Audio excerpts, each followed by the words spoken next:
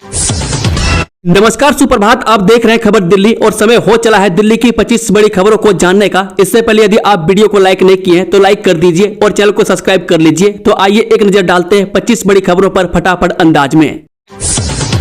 दिल्ली में 81 नए आयुष्मान आरोग्य मंदिरों का शुभ आरंभ, प्राथमिक स्वास्थ्य सेवाओं को मिलेगी मजबूती। जी हां, दिल्ली सरकार लोगों को बेहतर और सुलभ प्राथमिक स्वास्थ्य सेवाएं देने की दिशा में बुधवार को 81 नए आयुष्मान आरोग्य मंदिर जनता को समर्पित किए हैं। वह दिल्ली के अलग अलग इलाकों में बने इन जन आरोग्य मंदिरों का उद्घाटन किया गया। रेखा सरकार की इस पहल से दिल्ली में वार्ड और मोहल्ला स्तर पर प्राइमरी हेल्थ केयर सेवाओं को और ज्यादा मजबूती मिलेगी। वहीं कृष्णा नगर विधानसभा क्षेत्र के गीता कॉलोनी 4 ब्लॉक में शुरू किए गए जन आरोग्य मंदिर का उद्घाटन केंद्रीय राज्य मंत्री हर्ष मल्होत्रा ने किया। उद्घाटन कार्यक्रम को संबोधित करते हुए हर्ष मल्होत्रा ने कहा कि दिल्ली में भाजपा की सरकार बनने के बाद मुख्यमंत्री रेखा गुप्ता चुनाव के दौरान किए गए सभी वादों को चरणबद्ध तरीके से पूरा कर रही है। उन्होंने बताया कि बुधवार को एक साथ पूरी दिल्ली में 81 जन आरोग्य मंदिरों का उद्घाटन किया गया, जिन्हें सीधे जनता को समर्पित किया जा रहा है। उन्होंने दावा किया कि पिछले 11 महीनों में भाजपा सरकार के कार्यकाल के दौरान दिल्ली में 200 से अधिक जन आरोग्य मंदिर शुरू किए जा चुके हैं। दिल्ली में खत्म होगी पार्किंग की समस्या, एमसीडी ने 3 नए प्रोजेक्ट के लिए पेश किया 500 करोड़ रुपए का प्रस्ताव। राजधानी दिल्ली में पार्किंग एक बड़ी समस्या है, लेकिन इससे लोगों को निजात दिलाने के लिए दिल्ली नगर निगम ने तैयारी कर ली है। नगर निगम ने 500 करोड़ रुपए की लागत से दिल्ली में 3 जगहों पर पार्किंग बनाने का प्रस्ताव पेश किया है। इसे दिल्ली सरकार के पास अंतिम मुहर के लिए भेजा गया है। इन परियोजनाओं का मकसद शहर में बढ़ती गाड़ियों की संख्या और जगह की कमी से पैदा हो रही पार्किंग की दिक्कत को दूर करना है। दिल्ली में यमुना के फ्लो को मॉनिटर करने की तैयारी सरकार करने जा रही है काम।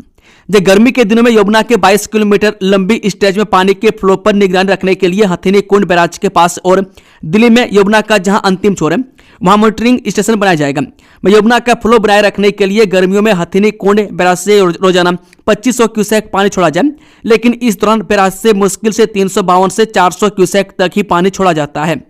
जल बोर्ड अफसरों के अनुसार गर्मियों में यमुना नदी के प्रवाह को बनाए रखने के लिए रोजाना 2500 क्यूसेक पानी हरियाणा के हथिनी कुंड बैराज से छोड़ा जाना चाहिए। पिछले कुछ सालों से सिर्फ 352 से 400 क्यूसेक ही पानी छोड़ा जाता है, जिससे वजीराबाद बैराज से लेकर ओखला बैराज तक नदी का प्रवाह कम हो जाता है। पश्चिमी दिल्ली वालों की बल्ले बल्ले, इस जगह 64 करोड़ की लागत से बनेगी मानसून पूर्व सड़क, जलभराव से मिलेगी मुक्ति। जी हां, राजधानी दिल्ली के उपराज्यपाल विनय कुमार सक्सेना और मुख्यमंत्री रेखा गुप्ता ने मंगलवार को नागलोई नजफगढ़ सड़क सुदृढ़ीकरण और नालों के निर्माण से जुड़ी परियोजना का शिलान्यास किया। यह परियोजना पश्चिमी दिल्ली में रहने वाले लाखों दिल्ली वासियों को सीधा फायदा पहुंचाएगी। वर्षों से यह क्षेत्र बरसात के मौसम में जल भराव, नालों के ओवरफ्लो, सड़क पर गड्ढों और ट्रैफिक जाम की गंभीर समस्याओं से जूझ रहा था। परियोजना पूरी होते ही इस पूरे कॉरिडोर में जल निकासी सुधरेगी, सड़कें बेहतर होंगी और लोगों को ट्रैफिक से राहत मिलेगी। इस अवसर पर उपराज्यपाल बीके कुमार सक्सेना ने कहा कि नागलोई और नजफगढ़ के लोगों के लिए आज का दिन बेहद महत्वपूर्ण है, क्योंकि उनकी पुरानी मांग अब पूरी होने जा रही है। लंबे समय से चली आ रही यहां के लोगों की गंभीर समस्या के समाधान के लिए दिल्ली सरकार ने ठोस कदम उठाया है। उन्होंने बताया कि 64 करोड़ की रुपए की लागत से नागलोई नजफगढ़ सड़क के सुदृढ़ीकरण के साथ साथ ड्रेनेज निर्माण कार्य की शुरुआत की जा रही है। इससे लोगों के जीवन में सकारात्मक बदलाव आएगा, प्रदूषण, ट्रैफिक जाम और जल भराव की समस्याओं से भी राहत मिलेगी। मुगल काल के ऐतिहासिक बरापुला ब्रिज खुलने पर आ गया बड़ा अपडेट, लेकिन नहीं चलेंगी गाड़ियां, जाने वजह। बरापुला का ऐतिहासिक ब्रिज फरवरी में आम जनता के लिए फिर से खुल जाएगा। हालांकि इस पर गाड़ियां नहीं चल पाएंगी। दशकों से उपेक्षा और अतिक्रमण का शिकार रहे इस मुगलकालीन पुल को भारतीय पुरातत्व सर्वेक्षण ने संरक्षण का काम पूरा कर लिया है। अब यह पुल लोगों के लिए खोल दिया जाएगा। यह 17वीं सदी का पुल निजामुद्दीन के पास है। फिलहाल इसे लोहे का गेट लगाकर बंद किया गया।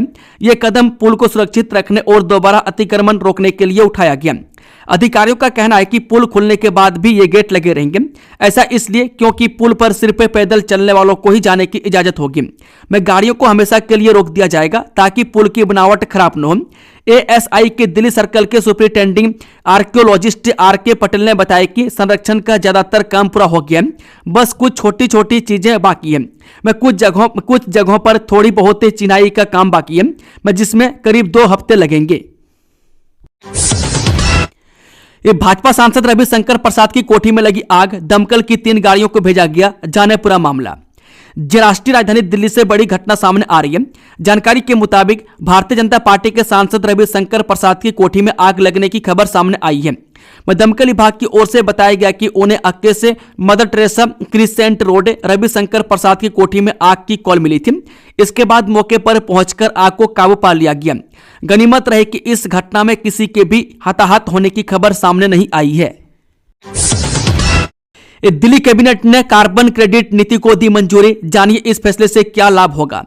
दिल्ली सरकार ने पर्यावरण संरक्षण की दिशा में एक अहम फैसला लिया है। मंगलवार को हुई दिल्ली सरकार की कैबिनेट बैठक में पर्यावरण विभाग की ओर से लाए गए कार्बन क्रेडिट मोनेटाइजेशन फ्रेमवर्क लागू करने के प्रस्ताव को मंजूरी दे दी गई है। इसके तहत दिल्ली सरकार अब अपने विभिन्न ग्रीन प्रोजेक्ट से होने वाली उत्सर्जन कटौती को अंतर्राष्ट्रीय बाजार में बेचकर राजस्व जुटाएगी। दक्षिणी दिल्ली में झुग्गी वालों के लिए अच्छी खबर। 10 करोड़ में बनेंगे लग्जरी शौचालय। सीएम रेखा ने जल्द जारी किया फंड। जब प्रधानमंत्री मोदी के आह्वान पर दिल्ली सरकार के संकल्प के तहत दक्षिणी दिल्ली के सांसद रामवीर सिंह बिथोड़ी ने 12 से अधिक झुग्गी वस्तु में 10 करोड़ रुपए के शौचालय निर्माण व नवीनीकरण कार्यों का शिलान्यास किया। इससे स्वच्छता के साथ महिलाओं की सुरक्षा और गरिमा भी सुनिश्चित होगी। मुख्यमंत्री रेखा गुप्ता को फंड उपलब्ध कराने के लिए आभार व्यक्त किया गया। हाल ही में प्रधानमंत्री मोदी के आह्वान पर दिल्ली सरकार ने झुग्गियों में साफ पानी, शौचालय और स्नानागार की व्यवस्था सुनिश्चित करने का संकल्प लिया था। एक गार्डन ऑफ 5 सेंसेज और नैनी झील पर क्या होने वाला है। पर्यटन को बढ़ावा देने के लिए दिल्ली सरकार का प्लान। दिल्ली सरकार नए साल में पर्यटन को बढ़ावा देने के लिए कई सौंदर्यीकरण परियोजनाएं शुरू कर रही है। दक्षिणी दिल्ली में गार्डन ऑफ 5 सेंसेज और उत्तरी दिल्ली के मॉडर्न टाउन में नैनी झील का सौंदर्यीकरण किया जाएगा। शहर व्यापी अभियान के लिए वास्तुकारों का एक पैनल भी बनाया गया। इन परियोजनाओं का उद्देश्य इन स्थलों की सुंदरता, रखरखाव और सार्वजनिक उपयोग में सुधार करना है, जिससे दिल्ली में पर्यटन को नई गति मिलेगी। दिल्ली टीओडी नीति में बड़े बदलाव की तैयारी। अब मिलेगा ज्यादा एफएआर और छोटे प्लॉटों पर बनेंगे ज्यादा फ्लैट। डीडीए ने कड़कड़डुमा योजना की कम प्रतिक्रिया के बाद टीओडी नीति में बदलाव की तैयारी की है। अब मेट्रो कॉरिडोर के 500 मीटर में टीओडी जोन बनेंगे। न्यूनतम भूखंड क्षेत्र घटाया गया है। एफएआर 400 से 500 तक बढ़ाया गया है, जिसमें 65% किफायती आवास के लिए होगा। इसका उद्देश्य सार्वजनिक परिवहन को बढ़ावा देना और दिल्ली में ऊर्ध्वाधर विकास करना है। बता दें कि टीओडी एक ऐसी पॉलिसी है जो लोगों के घरों का सपना पूरा करने के साथ ही उन्हें सार्वजनिक परिवहन के लिए प्रेरित करेगी। इसके तहत बन रहे प्रोजेक्ट ट्रांजिट स्टेशन के आसपास होंगे। यहां रहने वाले लोग पैदल चलते हुए ट्रांजिट स्टेशन तक पहुंच सकेंगे। लुटियंस दिल्ली में बढ़ा भूजल स्तर। अब फिर शुरू किए जाएंगे बोरवेल। केंद्रीय भूजल बोर्ड की रिपोर्ट के अनुसार लुटियंस दिल्ली में भूजल स्तर में वृद्धि दर्ज की गई है। कई स्थानों पर भूजल 3 से 4 फीट नीचे तक आ गया, जिससे सीपेज और बहुमंजिला इमारतों को खतरा बढ़ गया। एनडीएमसी ने 124 से बंद बोरवेल में से 57 को फिर से शुरू करने की अनुमति मांगी थी, जिसमें से जिला प्रशासन ने 20 को मंजूरी दे दी है। इससे पार्कों की सिंचाई में मदद मिलेगी और अतिरिक्त भूजल का उपयोग हो सकेगा। दिल्ली मुंबई में VFS वैश्विक वीजा केंद्र को मिला नया ठिकाना। यूरोप जाने वाले पर्यटकों को होगी सहूलियत। यूरोप यात्रा की योजना बना रहे लोगों के लिए महत्वपूर्ण खबर है। दिल्ली और मुंबई में शेंगेन देशों के वीजा आवेदन केंद्र यानी कि VFS ग्लोबल अब नए पतों पर स्थानांतरित हो गए हैं। दिल्ली का केंद्र अब 27 KG मार्ग पर है, जबकि मुंबई का केंद्र महालक्ष्मी में उर्मी एक्सिस बिल्डिंग में चला गया। यह बदलाव पर्यटकों की सुविधा के लिए किया गया है। दिल्ली में प्रॉपर्टी खरीदना होगा महंगा। रेखा गुप्ता सरकार ने सर्किल रेट में भारी बढ़ोतरी की कर ली तैयारी। दिल्ली में रिहायशी संपत्तियों और कृषि भूमि के सर्किल रेट में 10 से 40% तक की वृद्धि की संभावना है। इससे संपत्ति खरीदना महंगा हो जाएगा, क्योंकि स्टाम्प ड्यूटी और रजिस्ट्रेशन शुल्क बढ़ेंगे। विभिन्न श्रेणियों में उप श्रेणियां बनाने का भी प्रस्ताव है। कृषि भूमि का सर्किल रेट 2.5 करोड़ से 5 करोड़ रुपए प्रति एकड़ तक बढ़ सकता है। यह वृद्धि लंबे समय बाद हो रही है, जिससे दिल्ली में रियल एस्टेट पर असर पड़ेगा। दिल्ली में जिलों के पुनर्गठन के बाद अब फिर से सर्किल रेट को लेकर भी जिलों की सीमाओं को निर्धारित किया जाएगा। इस कारण इसके लागू होने में कुछ समय लग सकता है। जिलों के पुनर्गठन के बाद अब सरकार में सर्किल रेट को लेकर अंतिम फैसले से लिए तैयारी चल रही है, जिसके इसके बाद दिल्ली में संपत्ति खरीदना महंगा हो जाएगा। दिल्ली में बारिश का अलर्ट। भीषण ठंड के बीच मौसम फिर लेगा करवट। राजधानी में ठंड का प्रकोप लगातार बना हुआ है। तापमान रोज नए निचले स्तर पर पहुंच रहा है। इसी बीच बुधवार के लिए भी शीतलहर का ऑरेंज अलर्ट जारी किया गया। स्काई मेट के अनुसार 18 से 20 जनवरी के बीच दिल्ली में बारिश होने की संभावना है। इसके बाद 26 जनवरी के आसपास ठंड की एक और लहर आ सकती है। इस बार ठंड जनवरी के अंत या फरवरी की शुरुआत तक बनी रह सकती है। मंगलवार सुबह भी शीतलहर के हालात रहे, हालांकि कोहरा नहीं था, मगर ठंड इतनी ज्यादा थी कि लोगों को घरों के अंदर भी परेशानी हुई। कालकाजी इलाके में जामा मस्जिद ने किया अवैध अतिक्रमण, याचिकाकर्ता को दिल्ली हाईकोर्ट ने लगाई फटकार। दिल्ली के कालकाजी इलाके में जामा मस्जिद और नंदन नगरी स्थित मस्जिद के सरकारी जमीन पर अवैध अतिक्रमण होने का आरोप है। इन आरोपों को लेकर कोर्ट में याचिका दाखिल की गई, जिस पर बुधवार यानी कि 14 जनवरी को सुनवाई हुई। इस दौरान कोर्ट ने याचिकाकर्ता को ही फटकार लगाई है। इस याचिका पर दिल्ली हाईकोर्ट 21 जनवरी को अगली सुनवाई करेगा। फिलहाल कोर्ट ने इस मामले की सुनवाई की, लेकिन कोई आदेश पारित नहीं किया। इस दौरान कोर्ट ने याचिकाकर्ता से कहा कि प्लेटफॉर्म का गलत इस्तेमाल न किया जाए। मैं साथ ही कोर्ट के प्लेटफॉर्म के गलत इस्तेमाल पर रोक लगाने के लिए भी कहा है। दिल्ली के इन 4 इलाकों में आज होगी पानी की समस्या, दिल्ली जल बोर्ड ने जारी किया अलर्ट। दिल्ली के कई इलाकों में रहने वाले लोगों को अगले 2 दिन पानी की कमी का सामना करना पड़ेगा। इस बारे में दिल्ली जल बोर्ड ने एक अलर्ट जारी करते हुए जानकारी दी है। बोर्ड ने बताया कि अंडरग्राउंड रिजर्वायर यानी कि जलाशय और बूस्टर पंपिंग स्टेशन में होने वाले सालाना फ्लशिंग कार्यक्रम के कारण बुधवार यानी कि 14 जनवरी और गुरुवार यानी कि आज 15 जनवरी को शहर के कई इलाकों में पानी की आपूर्ति प्रभावित होगी। इस दौरान इन इलाकों में या तो पानी नहीं आएगा या रोजाना की अपेक्षा कम अवधि और कम दबाव के साथ आएगा। दिल्ली पुलिस ने जांच में पहली बार किया ड्रोन का उपयोग, नाले के बीच में फंसा मिला बच्ची का शव। दिल्ली पुलिस ने तफ्तीश के लिए पहली बार ड्रोन का इस्तेमाल किया गया और इसमें सफलता भी मिली। 9 जनवरी को गायब बच्ची की तलाश के लिए पुलिस ने पहले स्नीपर डॉग स्क्वाड की मदद भी ली, लेकिन सफलता नहीं मिली। फिर ड्रोन के जरिए बच्ची को तलाशा गया तो उसका शव नाले में फंसा मिला। आरोपी का अब तक पता नहीं चला है। लालू की याचिका पर सीबीआई ने किया विरोध, दिल्ली हाईकोर्ट में कहा नियुक्ति में कोई भूमिका नहीं। नौकरी के बदले जमीन घोटाला मामले में लालू प्रसाद यादव की एफआईआर रद्द करने की याचिका पर सीबीआई ने दिल्ली हाईकोर्ट में कड़ा रुख अपनाया। एजेंसी ने कहा कि रेल मंत्री रहते हुए नियुक्तियों में लालू की कोई प्रत्यक्ष भूमिका या सार्वजनिक कर्तव्य नहीं था। ऐसे में भ्रष्टाचार निवारण अधिनियम के तहत पूर्व मंजूरी की जरूरत नहीं बनती। सीबीआई की ओर से पेश सोलिसिटर जनरल एसबी राजू ने न्यायमूर्ति रविंदर डुडेजा के समक्ष तर्क दिया कि ऐसे निर्णय लेने या सिफारिश करने का अधिकार महाप्रबंधकों के पास था, इसलिए लालू के खिलाफ कार्रवाई के लिए भ्रष्टाचार निवारण अधिनियम की धारा 17A के तहत पूर्व मंजूरी प्राप्त करने की कोई आवश्यकता नहीं थी, क्योंकि उनके आचरण को उनके आधिकारिक कार्यों या कर्तव्यों के निर्वहन के दायरे में नहीं माना जा सकता था।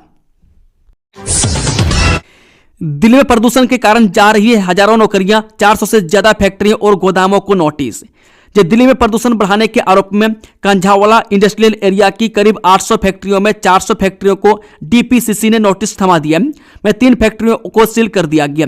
यहां तक कि कई गोदाम जहां न तो पानी का काम होता है न ही कोई चिमनी लगी है, उनको भी नोटिस मिला है। कंझावाला इंडस्ट्रियल एरिया में गोदाम के मालिक विजय डबास बताते हैं कि केवल सामान यहां रखा है, इसे किराए पर दे रखा है। यहां भी नोटिस दे दिया गया। इससे करोड़ों का कारोबार प्रभावित हो रहा है। साथ ही फैक्ट्रियों में काम करने वाले हजारों लोगों का रोजगार पर भी दांव लग गया है। इस देश को वंदे भारत और अमृत भारत समेत 11 ट्रेनों का तोहफा, यूपी दिल्ली से बिहार तक स्टॉपेज किराया और train route. Railway Vande Bharat sleeper और अमृत भारत एक्सप्रेस की 11 ट्रेनों की शुरुआत करने जा रहे हैं। चुनावी राज्य पश्चिम बंगाल, असम के साथ उत्तर प्रदेश, बिहार, कर्नाटक और महाराष्ट्र को इन ट्रेनों का फायदा मिलेगा। देश की पहली वंदे भारत ट्रेन की शुरुआत दिल्ली से हावड़ा के बीच होने जा रही है। ये ट्रेनें उत्तर प्रदेश, बिहार, दिल्ली के अहम रेलवे स्टेशनों से गुजरेंगी। मीडिया रिपोर्ट के मुताबिक इन 11 नई ट्रेनों में 8 अमृत भारत एक्सप्रेस ट्रेन है, जबकि एक वंदे भारत स्लीपर के अलावा 2 सुपरफास्ट एक्सप्रेस ट्रेनें हैं। असम और बंगाल में जल्द ही विधानसभा चुनाव होने वाले हैं। अमृत भारत एक्सप्रेस को किफायती ट्रेन माना जाता है। इसमें रेल यात्रियों को कम महंगे ट्रेन टिकट में भी हाई क्वालिटी सेवाएं मिलती है। रचना यादव के परिजनों से मिले आम आदमी पार्टी नेता, कहा सीसीटीवी में दिख रहे हत्यारे अब तक दिल्ली पुलिस की पकड़ से बाहर। जी हां, आम आदमी पार्टी के दिल्ली प्रदेश संयोजक सौरभ भारद्वाज, विधायक संजीव झा समेत कई अन्य वरिष्ठ नेताओं ने पार्टी की नेता रही रचना यादव की शोक सभा में पहुंचकर पीड़ित परिवार का दुख साझा किया। इस दौरान आप नेताओं ने पीड़ित परिवार को हर संभव मदद करने का भरोसा दिया। सौरभ भारद्वाज ने कहा कि सीएम रेखा गुप्ता के घर से महज 400 मीटर दूरी पर रचना यादव की हत्या हुई, लेकिन वह अभी तक पीड़ित परिवार से मिलने नहीं आई। इस घटना से परिवार इतना डर गया है कि घर से बाहर निकलने की हिम्मत नहीं जुटा पाया और पुलिस भी 1.5 घंटे बाद मौके पर पहुंची। उन्होंने कहा कि सीसीटीवी में हत्यारे साफ दिखाई दे रहे हैं, इसके बाद भी दिल्ली पुलिस हत्यारों को नहीं पकड़ पाई है। पुलिस का लच्चर रवैया से लोगों के मन में कानून व्यवस्था को लेकर गंभीर सवाल खड़े हो रहे हैं।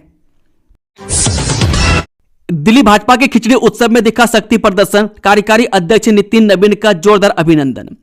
मकर संक्रांति के अवसर पर दिल्ली प्रदेश से भारतीय जनता पार्टी के प्रदेश कार्यालय में बुधवार को जबरदस्त उत्साह और राजनीतिक सरगर्मी देखने को मिला।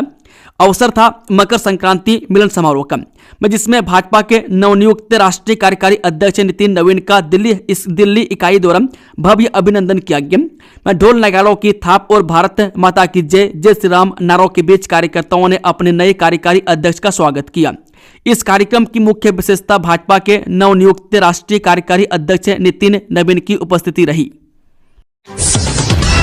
1.5 साल में 100% आवारा कुत्तों की नसबंदी पूर्ण करने का लक्ष्य, शेल्टर होम के लिए जमीन चिन्हित। दिल्ली एनसीआर में आवारा कुत्तों का आतंक लगातार बढ़ता जा रहा है। आवारा कुत्तों के आतंक से निजात दिलाने के लिए गाजियाबाद नगर निगम द्वारा कवायद तेज कर दी गई है। गाजियाबाद में आए दिन आवारा कुत्तों के हमले के मामले सामने आ रहे हैं। ऐसे में आवारा कुत्तों के आतंक से निजात दिलाने के लिए जहां एक तरफ नगर निगम द्वारा नसबंदी की जा रही है, तो वहीं दूसरी तरफ आक्रामक कुत्तों को शिफ्ट करने के लिए शेल्टर होम बनाने की कवायद शुरू कर दी गई है। बता दें कि गाजियाबाद नगर निगम द्वारा 5000 कुत्तों की क्षमता वाला शेल्टर होम बनाया जाएगा। वहीं मेवलगिरी इलाके में शेल्टर होम के लिए जमीन चिन्हित कर ली गई है। अधिकारियों का दावा है कि शेल्टर होम के लिए जल्द डीपीआर तैयार कर शासन को भेजी जाएगी। इसके अतिरिक्त गाजियाबाद नगर निगम द्वारा विभिन्न सामाजिक संस्थाओं RWA और AOA के माध्यम से ऐसे क्षेत्रों को चिन्हित किया जा रहा है जहां पर आक्रामक कुत्तों की संख्या काफी अधिक है। वह शेल्टर होम तैयार होने के बाद ऐसे तमाम क्षेत्रों से आक्रामक कुत्तों को शिफ्ट किया जाएगा।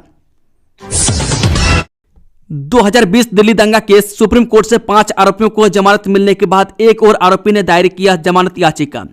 दिल्ली दंगों की साजिश रचने के मामले में सुप्रीम कोर्ट से 5 आरोपियों को जमानत मिलने के बाद इस मामले के एक और आरोपी अतहर खान ने कड़कड़डुमा कोर्ट में जमानत याचिका दायर किया है। वहीं एडिशनल सेशंस जज समीर वाजपेयी जमानत याचिका पर सुनवाई करेंगे। जमानत याचिका में अतहर खान ने कहा कि उसके खिलाफ जो आरोप है उन्हीं आरोपों वाले दूसरे आरोपियों को सुप्रीम कोर्ट ने जमानत दे दी है। याचिका में यह भी कहा गया है कि अतहर खान को भी दूसरे आरोपियों के साथ समानता के आधार पर जमानत दी जाए। तुर्कमान गेट पत्थरबाजी मामले में दिल्ली पुलिस ने 2 और आरोपियों को किया गिरफ्तार। अब तक कुल 20 गिरफ्तार। तुर्कमान गेट पर अतिक्रमण हटाते समय हुई पत्थरबाजी में दिल्ली पुलिस ने 2 और उपद्रवियों को गिरफ्तार कर लिया। अब तक कुल 20 लोग पकड़े जा चुके हैं, जबकि 50 से अधिक संदिग्धों से पूछताछ जारी है। पुलिस सीसीटीवी फुटेज और FRS सिस्टम से पहचान कर रही है। बिजली बिल पर मिल रही बम्पर छूट, गवा न देना ये शानदार मौका। गाजियाबाद में कितने बकायेदार। गाजियाबाद में बिजली बिल राहत योजना के दूसरे चरण में डिफॉल्टरों की कम दिलचस्पी दिख रही है। में लगभग 39,513 डिफॉल्टरों पर 103 करोड़ रुपये बकाया है, लेकिन सिर्फ 18,859 ने ही पंजीकरण कराया है, जिससे 21 करोड़ 25 लाख रुपए की वसूली हुई है। में ब्याज पर 100% और मूल राशि पर 25% तक की छूट के बावजूद पावर कॉर्पोरेशन ने वसूली बढ़ाने के लिए लगभग 1000 कनेक्शन काटे और घर घर जाकर जागरूकता अभियान चला रहा है।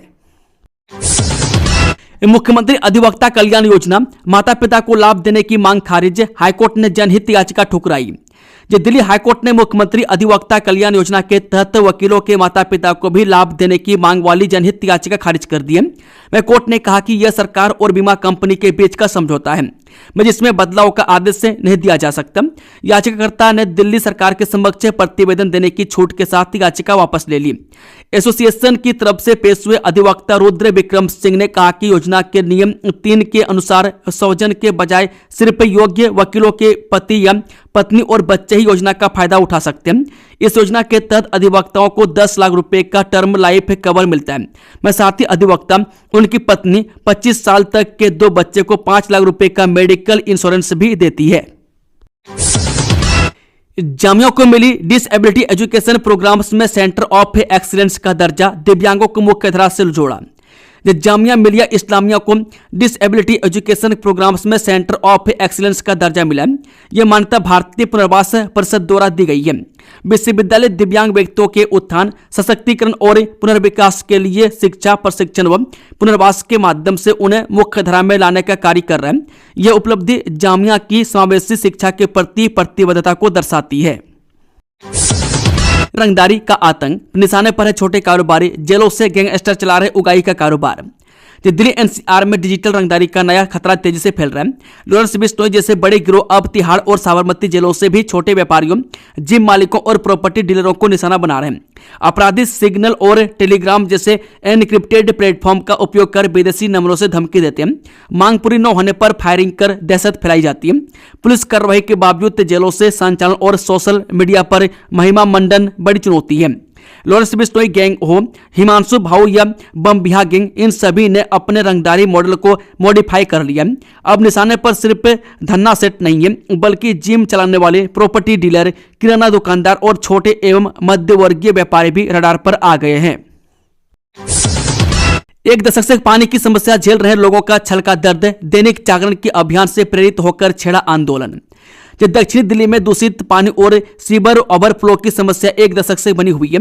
आरडब्ल्यूए ने अब सोशल मीडिया पर जन आंदोलन शुरू किया है, जिसमें सरकारी विभागों और अधिकारियों को टैग कर जवाबदेही की मांग की जा चुकी है। दैनिक जागरण के अभियान से प्रेरित होकर निवासी पुरानी सीवर लाइनों के कारण 15,000 से अधिक प्रभावित लोगों के लिए समाधान चाहते हैं।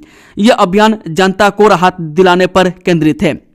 दोस्तों, खबरों का सिलसिला समाप्त तो होता है। अगर जानकारी पसंद आई तो वीडियो को लाइक, शेयर, चैनल को सब्सक्राइब जरूर से जरूर कर लें और कमेंट बॉक्स में अपना फीडबैक देना ना भूलें। और साथ ही सभी दिल्ली वासियों को मकर संक्रांति की बहुत बहुत शुभकामनाएं।